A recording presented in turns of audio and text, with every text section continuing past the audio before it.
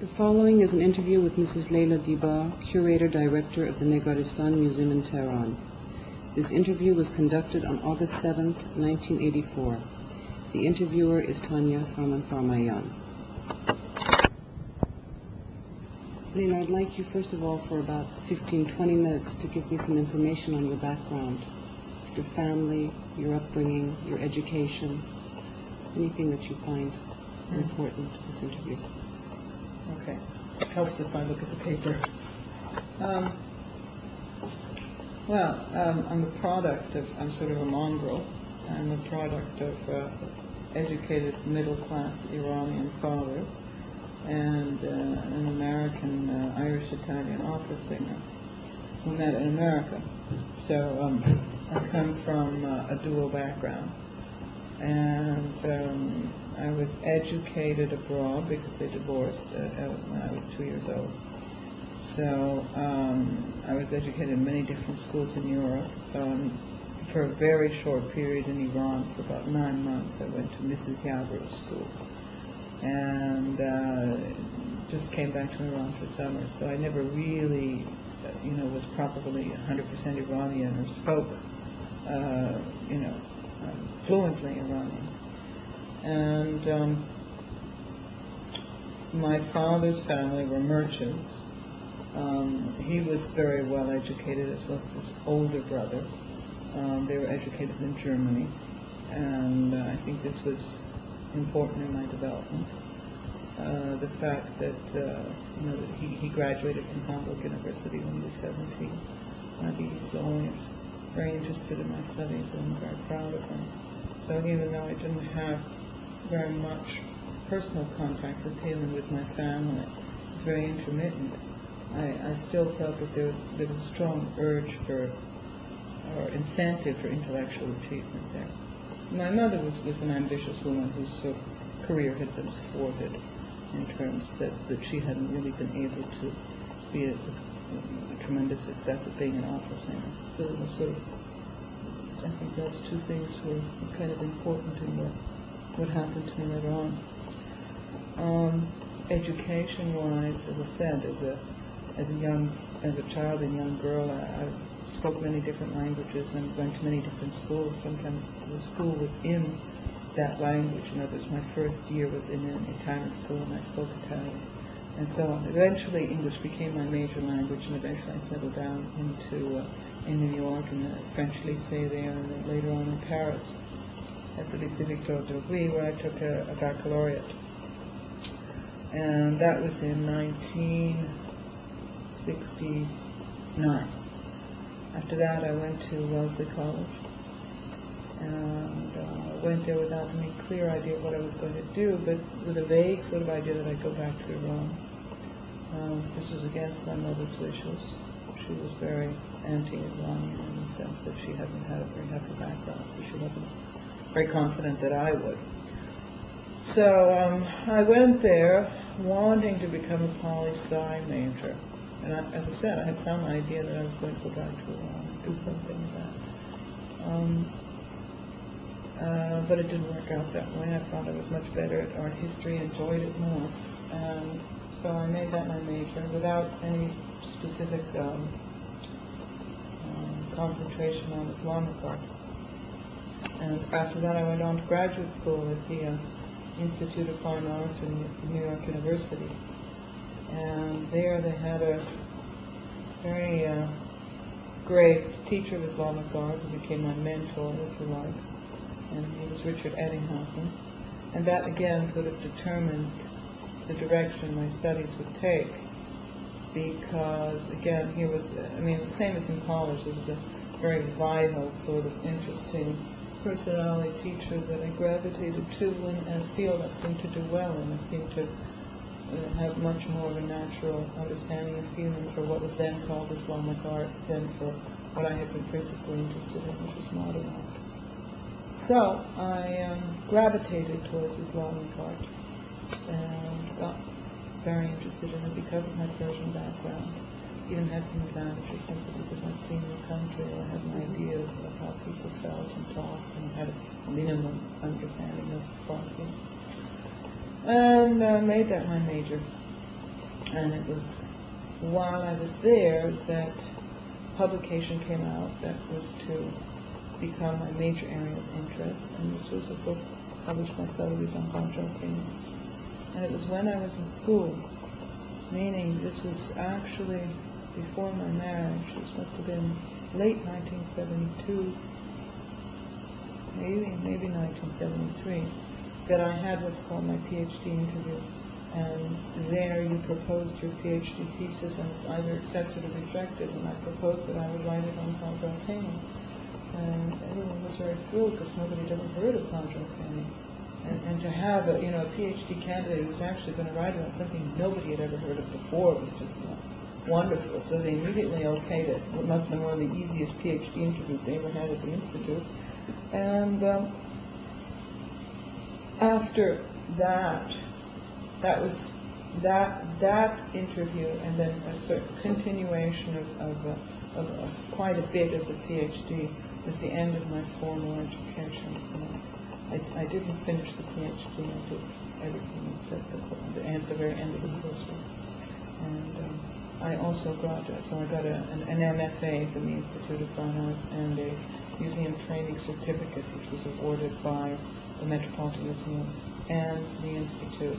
And it was, kind of a unique situation that you had a chance to work in a department in the museum for 6 months, and got to actually, learn how a museum worked.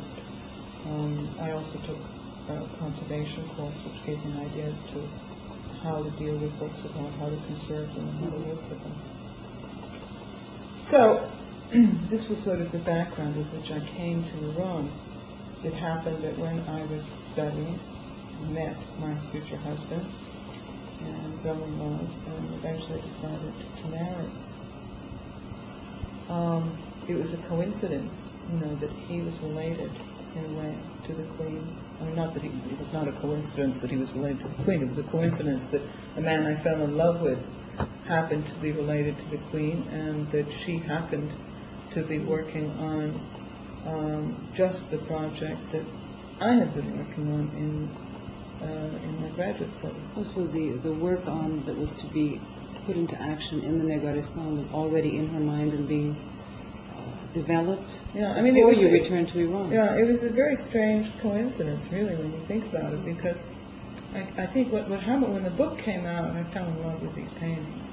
I'd never seen anything like it. I didn't even know Iranian art had these huge oil paintings.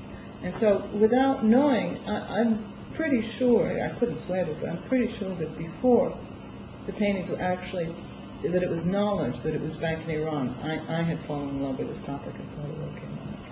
And so it was just, a very strange coincidence. It happened that a friend of mine who was in New York at that time, Tariq, was studying modern art at Columbia University, went back to Iran before I did. And she went and worked in the Queen's office, in her private secretariat, and spoke about me to Karen Pasha Bahadur, Who was at that time? Who was chef de cabinet. So, even though we never had any formal exchange of letters or anything when I was in Iran, when I was in the States, finishing my studies, there was sort of very great optimism that when I went back to Iran, there would be a job for me in that daftar. So I finished off my studies, and then my husband and I got married. I went back to Iran. Well, I went for a summer visit of August 1973, right after our marriage. I stayed there for about a month, I guess. Then went back to Iran, to New York to finish my studies. My husband stayed in Iran, and I went back to get my museum training certificate and do the internship at the Met. I don't remember when exactly I knew I had a job in the Secretariat. You hadn't discussed anything on that short period of time that you'd gone back? I really can't remember how. What the maneuvers... No. Yeah, in the summer, I went in and had an interview with Karen Pasha. And that's all I remember, just that I had the interview, and that somehow before I went back to New York, I knew I was going to be working there. There were no promises that I was going to be running the museum. I was being hired to work in the Queen's office, and there happened to be a conjunction of interests. In what capacity you didn't know that either? You weren't really given titles. I suppose in Western lingo it would be art consultant. Mm-hmm. You were an employee in the cultural section of Her Majesty's Secretariat. And I guess there was cultural, there was architectural, there was social work, there were different departments, and you were employed in one of the departments. I was not the head of the department. Mm-hmm. When I came back and started to work, there was me and Ferishte Daftari, and I think a few other Iranians, and the head of the section was Shehrbanu. Mm-hmm. And he was directly responsible to Bahadur.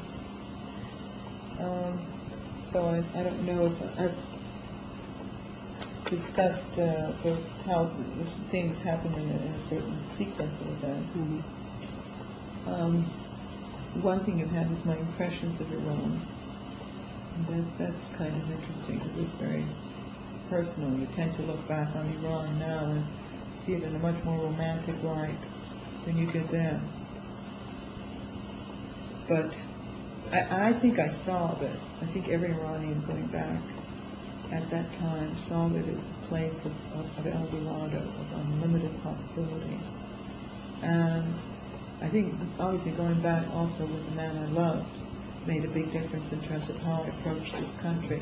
When I had gone back earlier as a young girl, it had been pretty negative. I had always been a stranger, an outsider, and I had little sense of belonging. Always a strong sense of belonging when I wasn't in the country, because I identified very much with my father and with his family. It was the only family I had. But once I was in there, I was constantly comparing it to Europe. And, why is there a desert here? Or, looking for European things in it.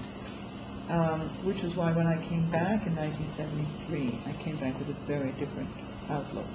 Because I came back with an appreciation of its arts and culture. And it was like a big adventure for me. Was I going to find there everything that had excited me intellectually? So I came back with a sense of appreciation for everything that I considered ethnically pure, if you like.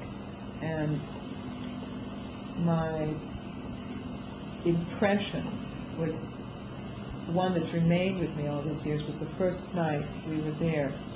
We went to my brother-in-law's mother's house as a young couple. We were staying with them. And it was evening, and they had a house in Shimron.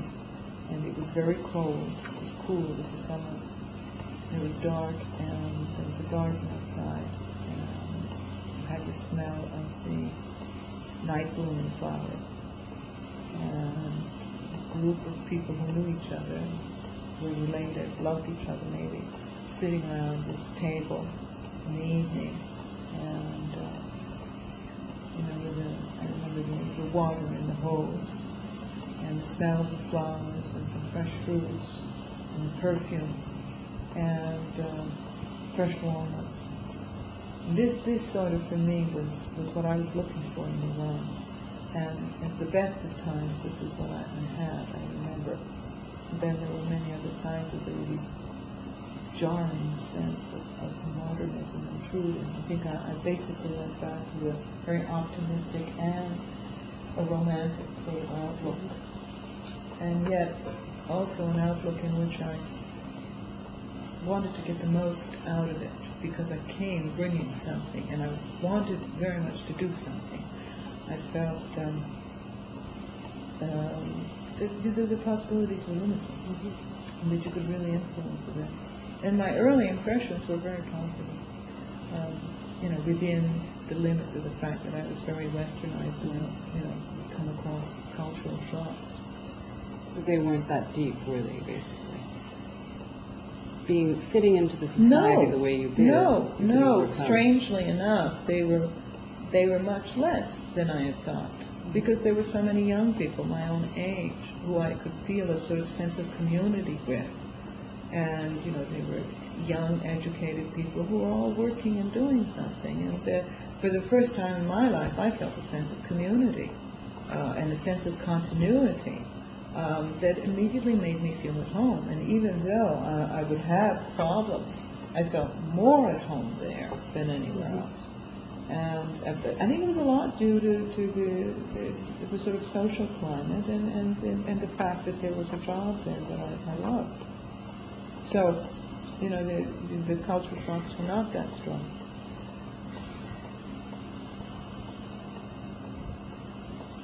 And since your husband was related to the Queen, you had a certain life at court. Would you like to give some impressions on life at court, how you saw it? Well, it was a lot of fun, a lot of the time. I was a very young person going in there in many ways, obviously sort of socially unsophisticated, and in a sense it was no more or less sophisticated than any other atmosphere in Iran. I found that Iran was full of courts. Everybody had their court. And whether you were talking about the prince or princess or a major industrialist or a member of an old family, there were courts everywhere in Iran, from the very top on down. And no matter who you were either going to be the head of the court or you were going to be one of the courtiers. And that was kind of the way I viewed things. I viewed the one I was in as perhaps the more glamorous of the lot. And certainly the one which stimulated me and related directly to what I was doing. I think it was a question that, there are a few things. I mean, going to court was not just that, it was participating in history in a sense. There was always something happening that was immediately relevant to what was happening in your country. It was amazing. And I sort of viewed it as a learning process. For example? Anybody that would be showing up at court, you know. I mean, whether it was King Constantine or, I don't know, a head of state or even, I don't know, who was in, who was out. Everything was relevant to what you were doing, you know, and you were privy to information there, and that's what made it so exciting about being there. You knew that whatever was happening there was important. Or I remember, you know, say for instance, the opening of Her Majesty's Library, you know, and this was, you know, sort of very beautifully decorated place, but there was a lot of art there was a lot of books being amassed there was curatorial work being done. So even though many things were social occasions, they were also cultural and historical occasions. And this was, I think, what was unique about, if you like, the court we attended. You know, we, meaning me and my husband, the people that were familiars of the Queen. There was a constant blending of historical, social, and artistic things happening. It was a very lively court. In a way, for my husband and I, there was a minimum of machinations, a minimum of intrigue, really very little that we had anything to do with. I would have thought that the level of tension would also have been very unique to that particular group. No, there was, it depended on the circumstances, and I think there was less tension in that group than anywhere else. It certainly wasn't as much as as a more formal group around the Shah or whatever. Yeah, sure, there was tension in the sense that people were always jostling for attention. People were always looking to see, you know, where are the important people and, you know, watching sort of what they were saying and this sort of thing. But I think the main thing was that there was really so many exciting, interesting things happening all the time, whether you were going to go and see a sculptor in his studio like Paris Canavoli, or you were, I don't know, the young king was having his first airplane flight, you know, or you were going to a festival in Shiraz to see some modern opera, or you were attending a museum opening. It was a very, as I said, it was a work of a lot, a life of a lot of work and a lot of play. There was a lot of play too, and sometimes I think the play got the upper hand. But still, everything seemed important, you know, even the least important gesture seemed historical, relevant in some way. That's what I found unique about being in that atmosphere. Another thing is, I really was impressed by the fact that the people, when my husband and I went there, the people around the Queen were all, every one of them were involved in some kind of social service. Maybe there were one or two that weren't, but everyone there was working. So, in spite of what people may think, much of the talk, much of the conversation had to do with work, whether it was Diba, or it was Lili Amira Jumand, or it was Emilia Karpati, or Feridun Javadi, or sometimes Nahavandi would be there, or whatever. Or Majidi, or Reza Warfi. I mean, all of these people, and Nazi Diba, for instance, most of the time we were really talking about the work we were doing in one form or another, because it was a very informal atmosphere in which to be able to solve problems. So, and what's interesting is that even though sometimes conversations may have been silly, or it seemed to people that there was a lot of frivolousness going on, there was a lot of very serious stuff being discussed at the same time. I think, like many courts, superficially there's an aura of frivolousness that's sort of cultivated, but underneath people are doing very serious things. I mean, even when we were in Noshar, for instance, the Queen always had either correspondence she was working on, or she would come out of, 2 hours after everybody else, or she would be discussing things with ministers or whatever. I mean, that kind of thing was always constantly going on. Anyway, so it was I felt it was a very positive atmosphere. Obviously there was rivalries, there were jostling for positions and so on, but my husband and I were kind of junior members, so we had a chance more to sort of look and learn, as opposed to being actively involved in sort of sillier rivalries that were going on. And they were sort of power plays in their own way, but really in a kind of very small way. Well, why don't we now talk a bit about the art milieu as you saw it, in its different forms. Maybe you could discuss any sort of concrete formula or concept lying behind it, or perhaps you'd like to talk about how you saw art evolving from before Mohammad Reza Shah, whatever you'd like to talk about in that area. Okay.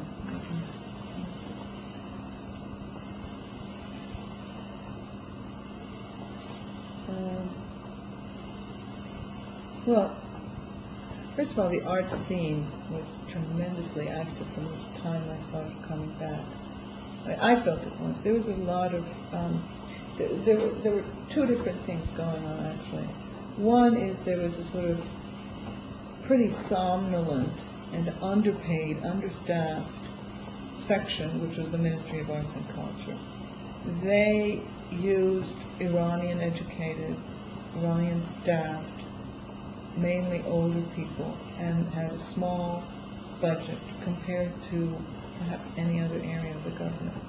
And this encompassed Iran's one museum, really. It was the Archaeological Museum, the Negارستان. Then there was the Museum Ardom-Shenasi, the Sociological Museum, which was on the grounds of the Golestan Palace. The Golestan Palace Museum itself, or the Golestan Palace Library, and the Museum of Decorative Arts in Tanya. These are really the main sort of visible activities of the Ministry of Arts and Culture. It was pretty moribund. Coming from the West and having worked at the Metropolitan and having seen, the exhibition techniques, the conservation, the cataloging, everything that I was sort of very fresh. I was, really kind of shocked at the state of things in Iran's museums, because they were really very neglected. They were museums that had been set up, in the 1930s. By the French Archaeological Service. And even though I'm not the person really who's very knowledgeable, because I simply wasn't on the scene, there were 3 or 4 very influential sort of elder statesmen in the arts who must have been involved with setting up the Archaeological Service with Godard and Gershon. And these were sort of old-fashioned French archaeologists.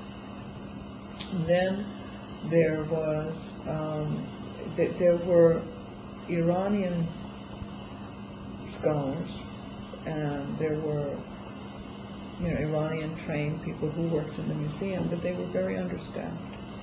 Anyway, so this was a sort of the situation. Aside from that, you had, quite a few galleries. I thought of one was pretty active. One was Moqtadir's gallery, and another one was, I don't remember all the different ones. A lot of them mushroomed when I was there. There were lots of artists working. I thought the contemporary art scene was very lively and was encouraged quite a bit when I first got there. So that was sort of the way I saw things when we got there, that there really was a vacuum to be filled and museums to be built. Another thing that we had in Iran was a crafts movement.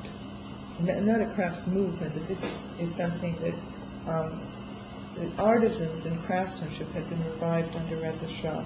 And this was an important part of what was being done in the Ministry of Arts and Culture. In other words, the traditional crafts such as textiles, lacquer work, monabat kari, gach kari, all of these things had been encouraged and revived within, say, this period of 1925 to 1960, and had been centralized in Tehran. So this was another major and very positive thing I feel that the ministry was doing at the time, that was also responsible in part for a great deal of faking that was going on, because all these people had been, were teaching their crafts and keeping them alive, and at the same time they were making forgeries and things.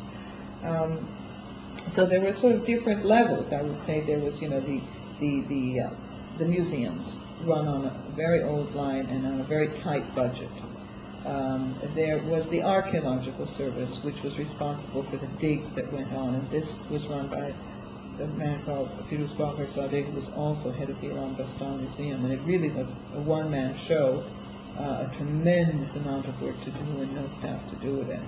And then on another level, there were the sort of contemporary artists, the modern artists, who were working. A lot of them were working, and were either exhibited in private galleries, or I can't think of, besides IAS, the Iran America Society, I think, was very active in supporting artists and having exhibitions. And the Lito Gallery of Gobi Moqtadir. Then there were a few other galleries. I just don't say Gallery. This is you're talking about when you first came back? When I first came back, in 1973. So after that, the Zam Gallery opened, and the Zaman Gallery opened. And there were more private mushrooms. Yeah. So this was pretty much what I saw when I got there. There were tremendous possibilities for research in Iran that weren't being exploited. In my field, I would look at the Gulistan Palace Library, which was really being run like a fortress. Partly because, there's always been a history of, there's no other word for it, thievery out of royal collections, particularly manuscripts. And whether you're talking about Turkey or Iran, this has been a very strong point. And so that when I got to Iran, the lady that was running the Gulistan Palace Library was Mrs. Badri Atabay. And it was simply closed. There was nothing coming in and there was nothing going out. And this was the country's greatest resource in terms of art and for studies of any kind, whether you want to talk about the Qajar period or earlier. And simply nothing was being done about it. It looked as if nothing would ever be able to be done about it. And it was one of those circumstances where I think because of all the pilfering that had gone on previously, or because it was a politically sensitive position, it was just closed. And it came directly under the king. It was directly administered, through his office. It didn't have anything to do with the Ministry of Arts and Culture or the Queen's office or anything. It was kind of like the shrine of Imam Reza. It was one of these sacrosanct institutions, but an institution that was, more like a fortress than a learning institution. But there were many possibilities. You know, there were private collections, private archives. There was lots of architecture left in Iran. There was all sorts of possibilities if you wanted to do research. But you know, and often there was sort of a, what's the word? The possibilities were endless, but in reality, you really couldn't. Yeah, you couldn't get anything. But there was always the hope.